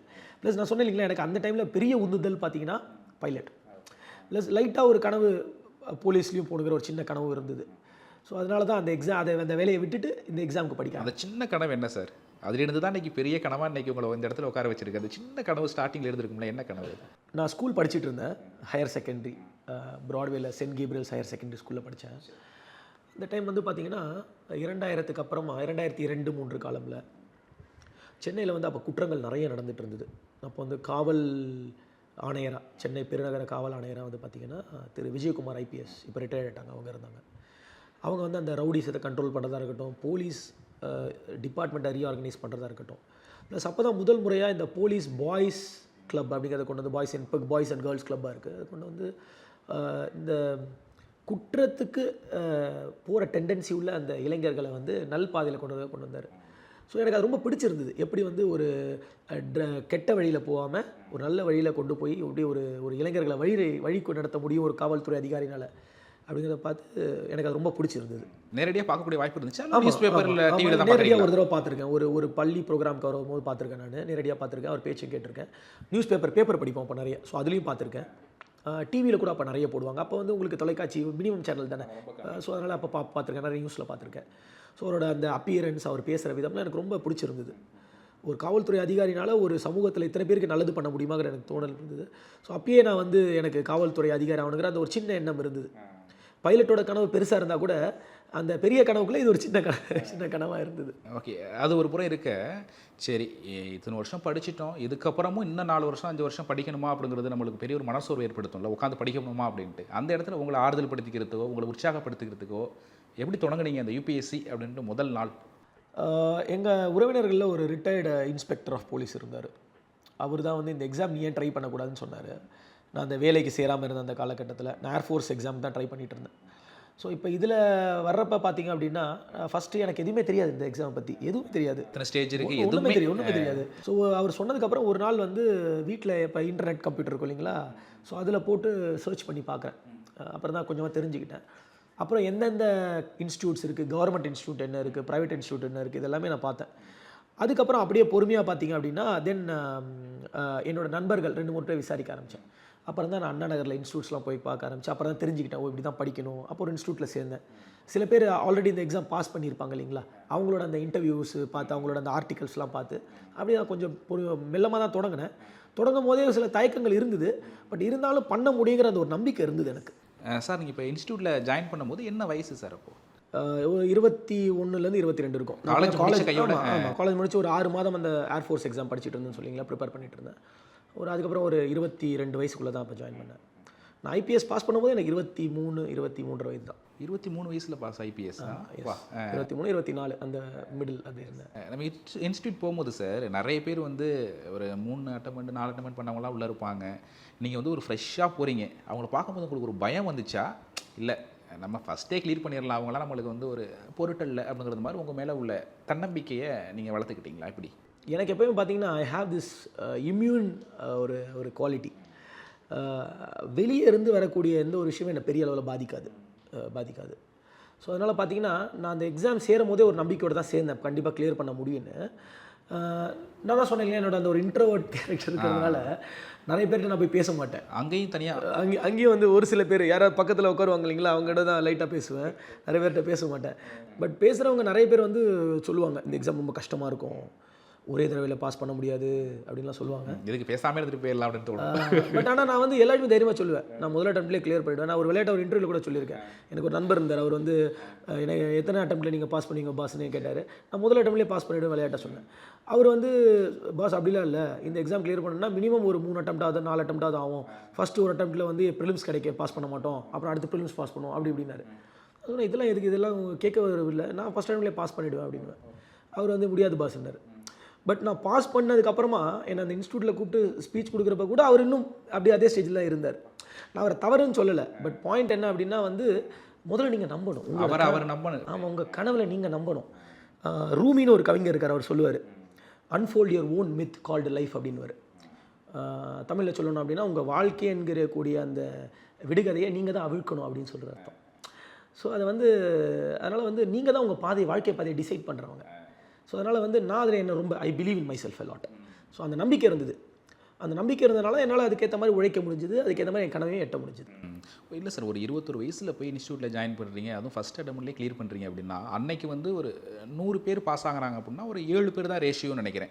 2010 அந்த போல காலகட்டங்கள்லாம் ஃப்ரெஷ்ஷராக சொல்கிறேன், ஃபஸ்ட் அட்டம்ப்ட்லேயே கிளியர் பண்ணுறவங்க அப்படின்னு. இல்லை, 1000 பேர் எடுத்துகிட்டு இருந்தாங்க. 1000 பேரில் பார்த்தீங்கன்னா மினிமமே ஒரு 5லேருந்து 10 நபர்கள் தான் முதல் அட்டம்ப்ட்டில் பாஸ் பண்ணுறாங்க. நான் சொல்கிறேன் 1000 பேர், மொத்தம் அந்த சிவில் சர்வீஸில் செலக்ட் ஆகக்கூடிய 1000 பேரில் 10 பேர் தான் இருப்பாங்க. நான் சொல்ல எல்லா மாநிலங்களையும் சேர்த்து.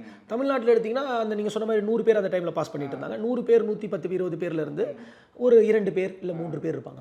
இல்லாமல் அந்தளவுக்கு வந்து உங்களுடைய ப்ரிப்பரேஷனாக இருக்கட்டும், என்ன வித்தியாசப்பட்டு என்ன ஒரு மாதிரியான ஒரு உழைப்பு இருந்துச்சு, அதனால் வெற்றி சாத்தியமாச்சு அப்படின்னா என்ன ஒரு ஸ்கெடியூல், என்ன ஒரு சீக்ரெட்? ஒரு 3 விஷயங்கள் நான் சொல்லுவேன். நம்பர் ஒன் வந்து உங்களோட discipline and hard work is very very important. நான் இன்றைக்கி எல்லார்ட்டையுமே சொல்லுவேன், உங்களோட டிசிப்ளின் இருக்கணும். டிசிப்ளின்ங்கிறது எப்படின்னா உங்களோட ரொட்டீன் அண்ட் யுவர் ஹேபிட்ஸ் ரொம்ப ரொம்ப ரொம்ப அது முக்கியம். உங்களோட நாளை எப்படி இது பண்ணுறீங்க, அந்த எப்படி ஷெடியூல் பண்ணுறீங்கிறது ரொம்ப முக்கியம். எவ்வளோ நேரம் படிக்கணும், எக்ஸசைஸ், நம்மளோட உறக்கம், sleep is also very important. Classes போகிறது, அந்த நான் பார்த்தீங்கன்னா என்ன பண்ணுவேன் அப்படின்னா பஸ்ஸில் போவேன். திருவொற்றியூர்லேருந்து அண்ணா நகருக்கு பஸ்ஸில் வருவேன். டேஸ் காலர் தான் அப்போ தங்கி படிக்கல, இன்ஸ்டியூட்டில் தங்கி படிக்கல. ஸோ போகும்போது பார்த்தீங்க அப்படின்னா 34ன்னு ஒரு பஸ்ஸில் தான் போவேன். கடகடன்னு காலையில் போய் சீட் போட்டுட்டு உட்காந்துட்டு, விண்டோ சீட்டை உட்காந்துட்டு புக்கை திறந்து வச்சு படிச்சுட்டு போவேன். திருப்பி வரும்போது படிச்சுட்டு வருவேன். ஸோ அந்த மாதிரிலாம் பண்ணுவேன் நான். So I don't want to waste time, I want to use it always positively. So அந்த மாதிரி உங்களோட hard work and discipline schedule வந்து ரொம்ப முக்கியம். ரெண்டாவது உங்களோட கன்சிஸ்டன்சி. நிறைய பேர் நான் வந்து லைஃப்பில் யூபிஎஸ்சி சிவில் சர்வீஸ் எக்ஸாம் தான் கிடையாது, லைஃப்பில் அவங்க நினைக்கக்கூடிய பல கனவுகளை அவங்க எட்ட முடியாமல் போகிறதுக்கான மிகப்பெரிய காரணம் வந்து அவங்க வந்து தொடர் முயற்சி இல்லாமல் போகிறது தான். பெர்சவரன்ஸ்னு சொல்லுவாங்க. சீக்கிரமே கிடச்சிடணும் அப்படின்னு நினைக்கிறது. கரெக்ட், ஷார்ட் கட் அப்படி இருக்காது. லைஃப்பில் நிறைய விஷயங்கள் கஷ்டப்பட்டு தான் கிடைக்கும். பெர்சவரன்ஸ் வேணும், கன்சிஸ்டன்சி வேணும். ஸோ 10 நாள் படிச்சுட்டு விடுறது, 1 மாதம் படிச்சுட்டு தொடர்ந்து முயற்சி இருக்கணும். ஸோ அது இரண்டாவது. மூன்றாவது வந்து உங்களோட கமிட்மெண்ட் அண்ட் ஃபோக்கஸ். அது ரொம்ப ரொம்ப ரொம்ப முக்கியம். என்ன பண்ணுறீங்களோ உங்கள் முழு மனதையும், உங்களோட முழு ஆற்றலையும், உங்கள் முழு எஃபர்ட்ஸையும் அதில் போடணும், முழு திறமையும் அதில் போடணும். நிறைய பேர் பார்த்தீங்கன்னா வந்து ஷாலோவாக படிப்பாங்க, என்ன தவறு பண்ணுறனே தெரியாது, என்ன படிக்கணுன்னே தெரியாது, இல்லை டெஸ்ட் எழுத மாட்டாங்க, நிறைய அது ஃபோக்கஸ் வேறு இடத்துல இருக்கும். ஸோ இது எல்லாமே இருக்கணும். ப்ளஸ் இது இல்லாமல் உங்களுக்கு இன்னொரு விஷயம் என்ன இருக்கணும்னா உங்களுக்கு ஒரு பேலன்ஸ்டு மைண்ட் இருக்கணும். அதுக்கு வந்து உங்களுக்கு ஹாபீஸ், லிஷர், ரெஸ்ட்டு, ரிலாக்ஸேஷன் இது எல்லாமே இருக்கணும். அப்போ தான் உங்களால் வந்து உங்களோட ஸ்ட்ரெஸ்ஸை கம்மி பண்ணி அது ஒரு பாசிட்டிவான ஒரு விதத்தில் உங்களை லைஃப் எடுத்துகிட்டு போக முடியும். நீ இவ்வளோ சொல்லும்போது எனக்கு என்ன தோணுதுன்னா, அந்த வயசில் இதெல்லாம் சொல்கிறதுக்கு நமக்கு ஒரு அட்வைசர் இருக்கணும் அப்படின்னு தோணுது. இதெல்லாம் நீங்களே சுயமாக அந்த ஒரு வயசில் இவ்வளவு நீங்கள் நிறைய விஷயத்தை வந்து நீங்கள் உங்களுக்காக நீங்கள் தவிர்த்துட்டு படிப்பு, தன்னம்பிக்கை, உழைப்பு அப்படின்னே இருந்திருக்கீங்களே, பெரிய விஷயம் இது. நான் அதுதான் சொன்னீங்களா, சிச்சுவேஷன்ஸ் மேக் அ மேன். நான் சின்ன வயசில் அப்பா இருந்ததுனால, சின்ன வயசுலேருந்தே அந்த இது பார்த்ததுனால கொஞ்சம் அந்த பக்குவமாக இருப்பேன். நான் வந்து சந்தோஷமாக விளையாட்டுத்தனமாக இருக்க மாட்டேன்னா கண்டிப்பாக கிடையாது, இருப்பேன், அதுவும் இருப்பேன். பட் நான் சொன்னீங்களா எல்லாத்துக்கும் நான் ஒரு லிமிட் வச்சுருப்பேன். இந்த லிமிட் தாண்டி நம்ம போகக்கூடாது அப்படிங்கிற மாதிரி ஒரு லிமிட் வச்சுருப்பேன். ஸோ யூஸ்வலாக பார்த்தீங்கன்னா என்னோடய ஷெடியூல் எப்படி இருக்குன்னா, சண்டே மத்தியானம் 4 மணிக்கு அப்புறமா நான் எதுவுமே பண்ண மாட்டேன். I will be relaxing. அம்மாவோட வெளியே போவேன், படத்துக்கு போவேன், ஃப்ரெண்ட்ஸோட போவேன், இல்லைன்னா நானே ஏதாவது படம் போட்டு பார்ப்பேன், இல்லை டிவி பார்ப்பேன், எதையாவது பண்ணுவேன். ஸோ அந்த half day is for me. கம்ப்ளீட்டாக. அதே போல் பார்த்தீங்கன்னா தினமும் நான் ஒரு மணி நேரம், அந்த டைமில் தினமும் 1 மணி நேரம் உடற்பயிற்சி பண்ணிவிடுவேன். நான் கரெக்டாக காலைல 6 மணிக்கு எழுந்திரிச்சிடுவேன், 6லேருந்து 6:30 எழுந்திரிச்சிடுவேன். ஜிம் போய்ட்டு எக்ஸசைஸ் முடிச்சுட்டு வந்து தயாராகிட்டு கடகடன்னு நான் கிளம்பி பஸ்ஸில் ஏறி ஒரு 8 மணிக்கு, ஏன்னா எனக்கு 10 o'clock கிளாஸ் ஸ்டார்ட் ஆகும். ஸோ ஒரு 8:30 கிளம்பிடுவேன். எவ்வளோ நேரம் தூங்குவீங்க சார்? ஒரு 6 to 7 hours தூங்கிடுவேன். 6 hours to 7 hours தூங்கிடுவேன். ஏன்னா 7 hours தூக்கமாவது மினிமம் இருந்தால் தான் உங்கள் உடலில் இருக்கக்கூடிய அனைத்து பாகங்களும் அனைத்து உறுப்புகளும் சீராக வேலை செய்யும். இது வந்து நான் சொல்ல, இது சயின்ஸ் சொல்லுது. நான் அதனால தான் யாராவது சொல்லுவாங்க நான் 16 மணி நேரம் படிப்பேன்னுவாங்க. அது நான் பொய்யின்னுவேன். ஏன்னா 16 மணி நேரம் ஒரு மனிதர் படித்தா அப்போ எப்போ சாப்பிடுவார், எப்போ அவரோட மற்ற வேலைகளை பார்ப்பார், எப்போ அவரோட ஃபேமிலியோட டைம் ஸ்பெண்ட் பண்ணுவார். 16 மணி நேரம் படித்தவங்களால ஒரு வாரத்துக்கு மேலே படிக்க முடியாது. ஒரு வாரத்துக்கு மேலே படித்தா கோமாக்கு போயிடுவாங்க. நான் விளையாட்ட கூட ஒரு இடத்துல சொல்லியிருக்கேன் ஒரு மீட்டிங்கில். ஏன்னா அது வந்து போய் ஹம்பக். ஏன்னா சயின்ஸுங்கிறது இட்ஸ் அ ப்ரூவன் தியரி. சயின்ஸை தான் நம்ம நம்பணும். ஸோ ஒரு மனிதனுக்கு வந்து இவ்வளோ மணி நேரம் தூக்கம், இவ்வளோ மணி நேரம் ரெஸ்ட்டு வேணுங்கிறது வந்து இயற்கையாக ஒரு முடிவு பண்ணக்கூடிய விஷயம். ஸோ அதில் நம்ம கண்டிப்பாக நம்ம வந்து அந்த ரெஸ்ட் மஸ்ட். சரி, முதல் முறை போய் தேர்வு எழுதுறீங்க, ப்ரிலிம்ஸாக இருக்கட்டும், மற்றபடி மெயின்ஸ் அந்த இன்டர்வியூவாக இருக்கட்டும், எப்படி இருந்துச்சு அது? அந்த அனுபவத்தை பற்றி பகிர்ந்துக்குங்களேன். உங்களுக்கு ஒரு தன்னம்பிக்கை அப்படிங்கிறது இதுக்கு முன்னாடி இருந்துச்சு, எக்ஸாம் எழுதின அப்புறம் அந்த ரிசல்ட் வர வரைக்கும் அந்த ஜேர்னியை சொல்லுங்களேன். எக்ஸாம் எழுதுகிறப்ப கொஞ்சம் ஸ்ட்ரெஸ்ஃபுல்லாக தான் இருக்கும். But it was not a negative stress, it was a positive ஸ்ட்ரெஸ்ன்னு தான் நான் சொல்லுவேன். எனக்கு எப்போவுமே எப்படின்னா ஒரு வாட்டி நான் என்னோடய ஆசிரியர்களை ரொம்ப நம்புவேன். நான் படித்த இன்ஸ்டியூட்டில் இருந்த ஆசிரியர்கள்லாம் வந்து எனக்கு ரொம்ப உதவியாக இருந்தாங்க. ஸோ ஒரு எக்ஸாம் நான் எழுதிட்டு வரும்போது வந்து அவங்ககிட்ட சொல்லுவேன், சார் இதுதான் ஃபீட்பேக்குன்னு சொல்லுவேன். அவங்க வந்து கண்டிப்பாக கிளியர் பண்ணிவிடுவேன் அப்படின்னு சொல்லுவாங்க. ப்ரிலிம்ஸ் வந்து கீ இருக்கும், அது செக் பண்ணிக்கலாம். இது தானே உங்களுக்கு மல்டிபிள் சாய்ஸ் கொஸ்டின்ஸ் தானே உங்களுக்கு. ஸோ கீ போட்டு பார்த்த உடனே எனக்கு பார்டர் லைன் வந்து தாண்டிடுச்சு. ஸோ உடனே சொல்லிட்டாங்க மெயின்ஸுக்கு படிக்க ஆரம்பிச்சிரு அப்படின்ட்டாங்க. ஸோ படிச்சுட்டேன். மெயின்ஸ் எழுதி முடிச்சுட்டு வந்த உடனே சொன்னேன், சார் இப்படி எழுதியிருக்கேன்னு. கண்டிப்பாக நீ பண்ணிவிட்டு தான் நினைக்கிறேன் அப்படின்னாங்க. ஸோ அதே போல் இன்டர்வியூ போயிட்டு வந்த உடனே கண்டிப்பாக உனக்கு சர்வீஸ் கிடச்சிரும், பட் இருந்தாலும் அடுத்த அட்டெம்ப்ட்டுக்கு படி அப்படின்னாங்க. பட் நான் இன்டர்வியூ போயிட்டு வந்த உடனே எனக்கு தெரிஞ்சுது எனக்கு சர்வீஸ் கிடைக்க போகுது. எனக்கு ஒரு ஃபீல் இருந்தது, என்னோட இன்டர்வியூ அப்படி நல்லா பண்ணேன். நான் என்னோட அபிப்பிராயத்தில் நல்லா பண்ணேன். அதை பயிர்ந்துங்களா? நிறைய பேருக்கு இன்டர்வியூ அப்படிங்கிறது தான் பெரிய ஒரு ஆக்சுவலாக பார்த்தீங்கன்னா யூபிஎஸ்சி எக்ஸாமில் எல்லாருமே சொல்லுவாங்க போக போக டஃப் ஆகுது அப்படின்வாங்க. இல்லை போக போக தான் டஃப்னஸ் குறையும். ஆக்சுவலாக ப்ரிலிம்ஸ் ரொம்ப கஷ்டம். உங்களுக்கு 4 ஆப்ஷன், சரியானது ஒன்று தான். சரியாக போட்டால் சரி, தவறாக போட்டால் தவறு. ஸோ 25% தான் ப்ராபபிலிட்டி இல்லைங்களா? 75% தவறாக கூட போகலாம். அடுத்து மெயின்ஸ் போகிறீங்க, நீங்கள் எழுதுறது, நீங்கள் அந்த கொஸ்டினை புரியணும், அதுக்கு தேவையான மாதிரி எழுதணும், பக்கமாக எழுதணும். ஆனால் வேர்ட் லிமிட் இருக்குது, அந்த கொடுத்துருக்க வேர்ட் லிமிட்டுக்குள்ளே நீங்கள் சரியாக எழுதணும். பட் இன்டர்வியூ வந்து அதை விட இது ஈஸி இல்லைங்களா? அதுபோல் மெயின்ஸை விட என்னது, உங்கள்கிட்ட கேள்வி கேட்க போகிறாங்க. இன்டர்வியூ என்னங்கிறது அப்படின்னா உங்களோட பர்சனாலிட்டியை அவங்க தெரிஞ்சுக்க விரும்புகிறாங்க. அது பேரே பர்சனாலிட்டி டெஸ்ட். ஸோ வருண் எப்படிப்பட்ட நபர், செல்வன் எப்படிப்பட்ட நபர், அப்படி தான் தெரிஞ்சுக்க அவங்க விரும்புகிறாங்க. ஸோ அதனால் வந்து அது இன்னும் ஈஸி. ஏன்னா இதில் வந்து நீங்கள் பெரிய லெவலில் தயார் நிலை கிடையாது. இங்கே வந்து உங்களோட நாலேஜை டெஸ்ட் பண்ணல, they are testing your personality, உங்களோட கேரக்டர், உங்களோட வேர்ச்சூஸ். இவர் வந்து ஒரு அரசு அதிகாரி ஆகிறதுக்கு ஒரு தகுந்த நபராக இருப்பாரா, இவர்கிட்ட ஒரு ரெஸ்பான்சிபிலிட்டி பவரையும் கொடுத்தா இவர் சரியான முறையில் செயல்படுத்துவாரா. ஸோ அதுக்கு தயார்படுத்துறது எனக்கு தெரிஞ்சு வந்து ஈஸி தான். ஸோ அதை நான் நல்லா பண்ண நினச்சேன். ஸோ அப்படியே எனக்கு தெரிஞ்சது சர்வீஸ் வந்துடும் அப்படின்னு. ஐபிஎஸ் கிடைக்குமான்னு ஒரு டவுட் இருந்தது. என்ன கேள்வி கேட்டாங்க, எத்தனை பேர் உட்காந்துருந்தாங்க, உள்ளே போனோடனே அந்த ஒரு நம்மளுக்கு ஒரு ஷாக் அப்படி இருந்துச்சா, இல்லை கேஷுவலாக டீல் பண்ணிங்களா அப்படி? எனக்கு முதல்ல நான் கொஞ்சம் தயார் பண்ணிட்டு தான் போனேன். ஸோ எனக்கு தெரியும் ஒரு 5லேருந்து 6 நபர்கள் இருப்பாங்க அப்படின்னு சொல்லிட்டு. ஸோ அப்போ சேர்மன் வந்து மிஸ்டர் புருஷோத்தம் அகர்வால் அப்படின்னு இருந்தார். ஸோ கொஸ்டின்ஸ் நிறைய கேட்டாங்க, என்ன படிப்பை பற்றி கேட்டாங்க, ஏன் வந்து சிவில் சர்வீஸ் வரீங்கன்னு கேட்டாங்க, நிறைய கேட்டாங்க. பட் ஐ ஃபீல் ஒரு கொஸ்டின் வாஸ் இந்த டீல் மேக்கர்னு சொல்லுவாங்க, டீல் மேக்கர் டீல் பிரேக்கர்னுவாங்க. அது so that was the deal மேக்கர்னு நான் நினைக்கிறேன். ஸோ அவர் என்ன கேட்டார் அப்படின்னா, தமிழ்நாட்டிலேருந்து வர்றவங்கலாம் வந்து வீரப்பனை, அவர் கேட்கல, ஆக்சுவலாக இன்னொரு நபர் கேட்டார், தமிழ்நாட்டிலேருந்து வரக்கூடியவங்களாம் ஏன் வீரப்பனை வந்து ஒரு ஹீரோவாக பார்க்குறீங்க அப்படின்னு கேட்டார். ஏன் அவர் ஒரு கல்ட்டு ஃபிகராக இருக்கார் அப்படின்னாரு. நான் கொஞ்ச நேரம் யோசித்தேன், எனக்கு தெரியும் இந்த மாதிரி ஏதாவது கொஸ்டின்ஸ் வரும்னு சொல்லிட்டு. நான் உடனே சொன்னேன், சார் அதாவது பார்த்தீங்கன்னா எல்லாருக்குமே பார்த்தீங்கன்னா யார் நம்மளை ஒரு கஷ்டத்தில் உதவுறாங்களோ அவங்கள நம்ம கடவுளாக பார்ப்போம். ஸோ தமிழ்நாட்டு மக்களும் அதுக்கு விதிவிலக்கல்ல. ஸோ வீரப்பன் வந்து அவரை சார்ந்த ஒரு சில மக்களுக்கு வந்து நிறைய நன்மைகளை செஞ்சார், நிறைய உதவிகளை பண்ணார். அதனால் அவர்கள் சார்ந்த மக்களுக்கு அவர் ஹீரோவாக தென்பட்டிருக்கலாம். பட் ஒரு சராசரி குடிமகனாகவும் ஒரு ஒரு ஒரு லா அபைடிங் சிட்டிசனாகவும் என்ன பார்த்தீங்க அப்படின்னா கண்டிப்பாக என்ன போன்ற ஒரு குடிமகனுக்கு கண்டிப்பாக ஒரு ஹீரோ கிடையாது. நான் அவர் வந்து ஒரு கிரிமினலாக தான் பார்க்குறேன். He is criminal in my eyes sir, I don't see him as a hero அப்படின்னு. I think this was a deal maker அப்படின்னு நான் நினைக்கிறேன். ஏன் அப்படின்னா வந்து இது ரொம்ப இதை நான் ரொம்ப யோசிக்கலை. எனக்கு அந்த அந்த ஒரு நொடியில் எனக்கு தோணின பதில் தான் இது. பட் ஐ ஃபீல் தட் அது சரியான பதில் அப்படின்னு நான் நினச்சேன். ஸோ இந்த பதில் நான் கொடுத்தேன்னு என்னோட ஆசிரியர்கள்கிட்ட என்னோட அந்த இன்ஸ்டியூட்டில் இருக்கக்கூடிய டீச்சர்ஸ் கிட்ட நான் சொல்லும் போது ஃபெல்ட் பயங்கரமாக இருக்கேப்பா, நெத்தியடி அடித்த மாதிரி அடிச்சிட்டே அப்படின்னாரு. ஸோ கண்டிப்பாக சர்வீஸ் வந்துடும்னு சொன்னாங்க அப்போ எனக்கு எல்லாருமே. ஸோ தட் ஃபர்ஸ்ட் டைம்லேயே எனக்கு ஐபிஎஸ் இல்லை, கிடையாது. அதான் எனக்கு தோணுது. இப்போ சடனாக அது மாதிரி கேட்கும்போது நீங்கள் கொஞ்ச நாள் ஒரு நிமிஷம் அப்படின்னாலும் நம்ம யோசிச்சு ஓகே அப்படியே அப்படின்ட்டு ஒரு நினைக்கலாம். இல்லை நீங்கள் உடனே நீங்கள் வந்து இந்த ஒரு பதிலை சொல்கிறது அப்படிங்கிறது ரொம்ப ஆச்சரியமாக இருக்குது. அவங்களுக்குமே ஒரு மிகப்பெரிய ஒரு புரிதலையும் ஏற்படுத்தி வெகு சிலரால் ஹீரோவை கொண்டாடப்படுறாரு. இது எங்களை போன்ற ஆட்கள்னால ஒரு குற்றவாளி தான் அப்படிங்கிறத ஓப்பனாக நீங்கள் அதை சொல்லியிருக்கிறது வந்து ரொம்ப கிரேட். நான் என்ன சொன்னீங்களா, சின்ன வயசுலேருந்து எனக்கு வந்து ஐ வாண்ட் டு பி இந்த ரைட் சைட் ஆஃப் த லான்னு சொல்லுவேன். எனக்கு லா தவறாக பண்ணுறது எதுவுமே பிடிக்காது. ரெண்டாவது வந்து குற்றவாளிகளை பார்க்கும்போது எனக்கு அது தோணும், ஏன் குற்றம் பண்ணுறாங்கங்கிறது எனக்கு தோணும். ப்ளஸ் அந்த டைமில் பார்த்தீங்கன்னா அந்த நிறைய இந்த க்ரைம் சம்மந்தமான ஷோஸ்லாம் வரும், அதில் பார்ப்பேன். ப்ளஸ் அந்த டைமில் பார்த்தீங்கன்னா நேஷ்னல் ஜியோகிராஃபிக் சேனல் இருக்குது இல்லைங்களா, அதில் வந்து க்ரைம் டாக்குமெண்ட்ரிஸ் போடுவாங்க, அமெரிக்கன் க்ரைம் டாக்குமெண்ட்ரிஸ். அது பார்க்கும்போது அந்த குற்றவாளிகள் ஏன் பண்ணாங்கிற அந்த உளவியல் ரீதியான காரணங்கள் சொல்லும் போது நிறைய விஷயங்கள் நான் கற்றுக்கிட்டேன் அதில். ஸோ எனக்கு அதனால தான் கிரிமினாலஜி ரொம்ப பிடிக்கும்.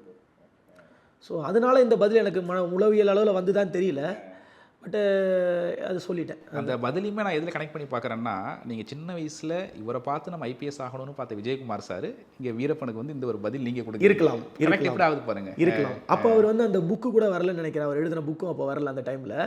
ரெண்டாவது வந்து அந்த படம் எதுவுமே வரல, அது இப்போ தானே சமீபமாக தானே வந்தது. இல்லை நான் படிக்கலைன்னு நினைக்கிறேன், எனக்கு தெரியல, நான் படிக்கலை. பட் எனக்கு வந்து எப்போவுமே எப்படின்னா, நான் வந்து போலீஸ் வந்து ஒரு நன்மை செய்யக்கூடிய ஒரு ஹீரோ, ஒரு ஒரு ஒரு ஒரு ஒரு பொதுமக்களை காக்கக்கூடிய ஒரு இதுவாக தான் பார்ப்பேன் நான். ஸோ கண்டிப்பாக ஒரு குற்றவாளி சட்டத்துக்கு செய்யக்கூடாத விஷயத்தை செய்யக்கூடாதுன்னு சொல்கிற விஷயத்தை செய்கிறாரு இல்லைங்களா. ஸோ கண்டிப்பாக அவர் எனக்கு ஒரு ஹீரோ கிடையாது. பட் மேபி அவர்னால உதவி பண்ணக்கூடிய அந்த மக்கள் அவங்க ஒரு ஹீரோவாக நினச்சிருந்துருக்கலாம். So that every villain has is own side of ஸ்டோரின்னு சொல்லுவாங்க இல்லையா. பாஸ் ஆகிட்டீங்க, அது ஒரு மகிழ்ச்சியான செய்தி அப்படிங்கிறது எப்போ வந்துச்சு? நீங்கள் ஐபிஎஸ் ஆகும்போது என்ன வயசு சார் உங்களுக்கு?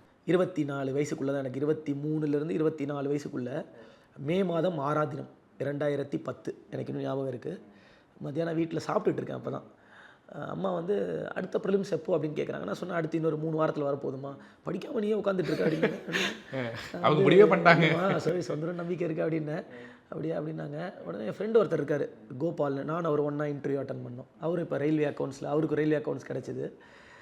ஸோ அவர் வந்து செல்வன் ரிசல்ட் வந்துருச்சு பார்த்தீங்களா அப்படின்னாரு. இல்லை கோபால் பார்க்கல அப்படின்னா, நீங்கள் வந்து ஐபிஎஸ் ஆகிட்டீங்க அப்படி, ஐபிஎஸ்ன்னு சொல்ல நீங்கள் வந்து 380 ரேங்க் அப்படின்னாரு. 380னுமே எனக்கு ஒரு ஷாக்காக இருந்தது.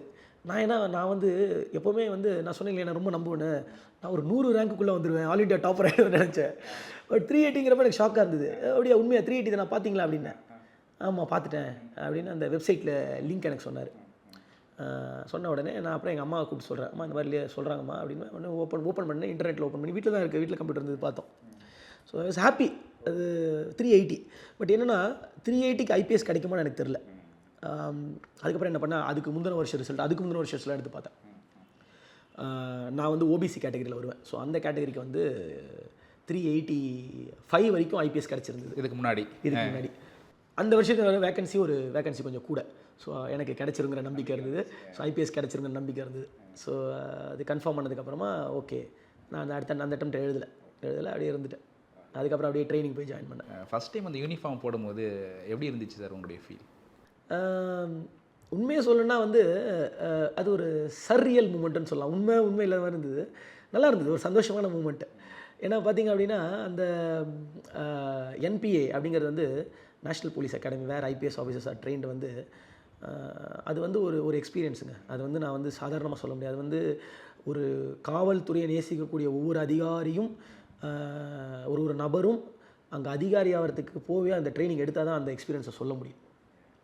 நான் வந்து ஒரு போஸ்ட்டில் சொல்லியிருப்பேன், அது வந்து ஒரு கருவறை மாதிரி தான், அம்மாவோட ஒரு கருவறை மாதிரி தான். 2வது முறையாக நீங்கள் பிறந்து வர்றது தான் அது.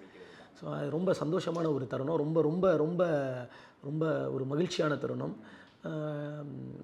கொஞ்சம் பயமாகவும் இருந்தது, ரொம்ப பொறுப்பு வந்துருச்சோ நம்மளுக்கு அப்படின்னு சொல்லிட்டு. பட் ஆனால் என்னோடய ட்ரைனிங்கும் நான் என்ஜாய் பண்ணேன். பட் அந்த பயமும் இருந்தது, இல்லை ஒரு சின்ன பயமும் இருந்தது. பட் ஆனால் ஐ தாட் என்னோடய பொறுப்புகள் இன்னும் கூடி இருக்குங்கிறத நான் உணர்ந்தேன்.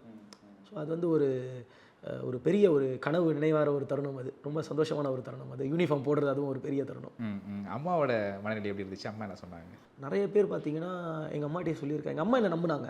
பட் மற்றவங்களாம் வந்து என்ன உங்கள் பையன் வந்து படிச்சுட்டு இருக்காரு, பாஸ் பண்ண முடியுமா, ஐஏஎஸ் ஐபிஎஸ் என்ன கடையில் கீரை கட்டா விற்கிறது, எல்லாருக்கும் கிடைக்கிற மாதிரி போய் வாங்கிட்டு வந்துட முடியுமா 5 ரூபா 10 ரூபா கொடுத்து. ஆனால் சொன்னதெல்லாம் இதை பற்றி கொஞ்சம் கூட புரிதல் இல்லாதவங்க தான். ஆமாம், யூபிஎஸ்சி பற்றி புரிதல் இல்லாதவங்க தான். பட் எல்லாருக்கும் தெரியும் இல்லைங்களா, எல்லாருனாலும் ஐஏஎஸ் ஐபிஎஸ் ஆஃபீஸர் ஆகிட முடியாதுன்னு. பட் அதனால் சொல்கிறாங்க. அவங்க நன்மைக்காக சொன்னாங்களா இல்லை விளையாட்டாக சொன்னாங்களான்னு தெரியல. பட் அம்மா வந்து என்கிட்ட சொல்லுவாங்க, இப்படி சொல்கிறாங்க, நீ படிக்கிற சரி படி. பட் என்னென்னா, நான் ஒரு கட்டத்தில் எங்கள் அம்மாவுக்கு ரிசல்ட்டை கொடுத்தேன். நான் படிக்க ஆரம்பித்த ஒரு வருஷத்துலேயே ப்ரிலிம்ஸ் பாஸ் பண்ணேன், ஃபஸ்ட் அட்டம்ப்ட்லேயே. அடுத்து மெயின்ஸ். அதனால் எங்கள் அம்மா என் மேலே நம்பிக்கையாக இருந்தாங்க. ஓகே, பையன் கரெக்டான திசையில் தான் போகிறான் அப்படின்னு சொல்லிட்டு. ஸோ எங்கள் அம்மா வந்து ரொம்ப சந்தோஷப்பட்டாங்க. பரவாயில்ல, நீ வந்து ஒரு பெரிய சாதனை சாதிச்சிட்டடா. ஏன்னா எங்கள் அம்மாவுக்கு வந்து எப்படின்னா, எங்கள் அப்பா எங்கள் தாத்தா வந்து ஆர்மியில் இருந்தார், எங்கள் அம்மா என்சிசியில் இருந்தாங்க. எங்கள் அம்மாவுக்கும் ஐபிஎஸ் ஆஃபீஸர் ஆகணுங்க ரொம்ப கனவு. ஆனால் ஆக முடியல, டாக்டர் ஆகிட்டு அப்படியே இருந்துட்டாங்க. கல்யாணம் ஆகிடுச்சு, அப்பா கூட அப்படியே இருந்தாங்க. அதனால ஸோ நான் ஆஃபீஸர் ஆன மாதிரி ரொம்ப சந்தோஷம். மறுபடியும் என்னோடய குடும்பத்தில் ஒருத்தர் யூனிஃபார்ம் போட போகிறாங்க அப்படின்னு சொல்லிட்டு. ரெண்டாவது வந்து அது ஒரு கர்வம் தானேங்க. ஒரு ஒரு ஒரு ஒரு சிங்கிள் மதர் ஒரு பையனை வளர்த்து ஐபிஎஸ் ஆஃபீஸர் ஆக்கியிருக்கிறது ஒரு பெரிய கர்வம். எத்தனை பேருக்கு அந்த கர்வம் கிடைக்கும்? ஸோ அதனால் அதை நான் அவங்களுக்கு கொடுத்ததுனால வந்து அவங்க ரொம்ப சந்தோஷப்பட்டாங்க, ரொம்ப பூரிப்படைஞ்சாங்க. இன்றைக்கி வரைக்கும் என் மகன் வந்து ஒரு ஐபிஎஸ் ஆஃபீஸர் நம்ம பெருமையாக சொல்லுவாங்க எல்லாருக்கிட்டையும். அந்த மொமெண்ட் ரொம்ப அவங்க வந்து என் மேலே ரொம்ப மரியாதை வச்சுருப்பாங்க, என் மேலே ரொம்ப அன்பு வச்சுருப்பாங்க. அதுவும் ஐபிஎஸ் ஆஃபீஸர் ஆனதுனால வந்து அவங்களுக்கு என் மேலே இந்த மரியாதை கூடிருச்சு. அவங்க என் மேலே வச்சுருந்த நம்பிக்கையும் பொய்யாக்கலைங்கிற அந்த ஒரு இதுவும் அவங்களுக்கு ரொம்ப ஒரு திருப்தியாக இருப்பாங்க. ஆனால் வீட்டில் உள்ள 3 பேருமே சார், இப்போ அப்பா வந்து அட்வொகேட்டு, அம்மா வந்து டாக்டர், நீங்கள் இப்போ ஐபிஎஸ் அப்படின்னா எல்லாமே கிரவுண்ட் லெவலில் களத்தில் இறங்கி மக்களை சந்திக்கிற நீங்கள் ஃபுல்லாக. அது பெரிய விஷயம். சில பேர் நீங்கள் நினச்சிருந்தா ஒயிட் கலராக போய் உட்காந்து ஒரு இடத்துல போயிட்டு ஜம்முன்னு இருக்கலாம். நம்ம இருந்திருக்கலாம். எனக்கு அட்வைஸ் பண்ணவங்க நிறைய பேர் வந்து நீங்கள் வந்து ஐஏஎஸ் போயிடக்கூடாது, இல்லை ஐபிஎஸ் ஏன் ஃபாரின் சர்வீஸ் போகக்கூடாதுலாம் கேட்டிருக்காங்க. நான் ஐ ஃபீல் என்னோடய கேரக்டர், என்னோடய பர்சனாலிட்டிக்கு போலீஸ் நல்லா இருக்கும்னு நான் நினச்சேன். ரெண்டாவது வந்து நீங்கள் சொன்ன மாதிரி தான் ஃபீல்டு களத்தில் இறங்கி வேலை செய்கிறது எனக்கு ரொம்ப பிடிக்கும். களப்பணிகள் ரொம்ப பிடிக்கும். ஸோ ப்ளஸ் பொதுமக்களோட ஒட்டி வேலை பார்க்கலாம். இன்றைக்கி பார்த்திங்கன்னா ஒரு பெட்டிஷனர் வராங்கன்னா பெட்டிஷனர்கிட்ட பேச எனக்கு ரொம்ப பிடிக்கும். அந்த மனுதாரர்கிட்ட பேச ரொம்ப பிடிக்கும். அவங்ககிட்ட வந்து உங்களோட குறைகள் என்ன, உங்கள் வீட்டுக்கிட்டலாம் போலீஸ் ஒழுங்காக வராங்களா, குற்றங்கள் கம்மியாக இருக்குது, அது கேட்க பிடிக்கும். ஸோ அந்த மாதிரி எனக்கு அந்த காவல் பணி வந்து ரொம்ப பிடிச்சிருந்தது.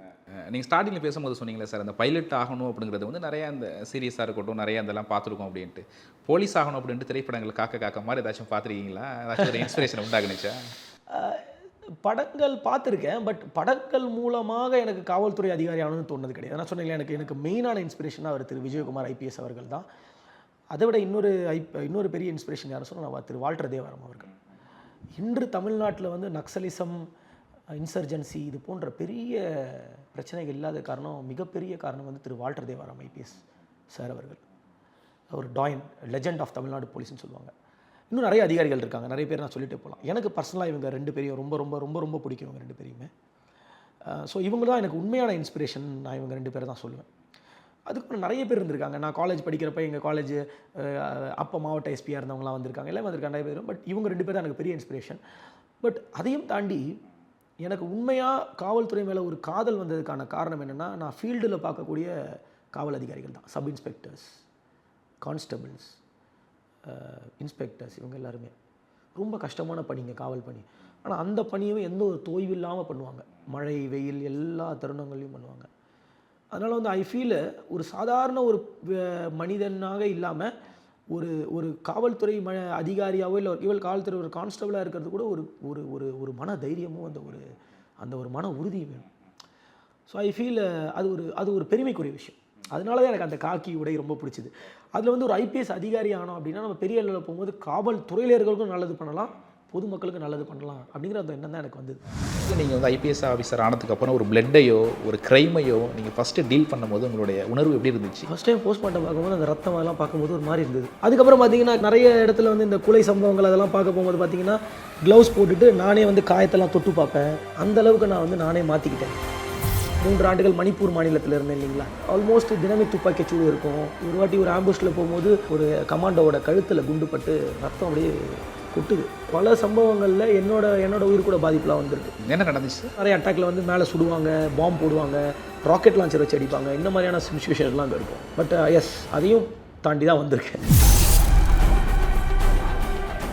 ஒரே வேட்டியில 2 டிசைன்ஸ். உதயம் pixel double style dhotis with matching shirt. பட்டாசுனா அது 1 kg குட்டி Japan crackers. Online bookings open on 90% offer. நான் இப்ப நாட்டுப்பால் டீ உங்ககிட்ட கேட்டனா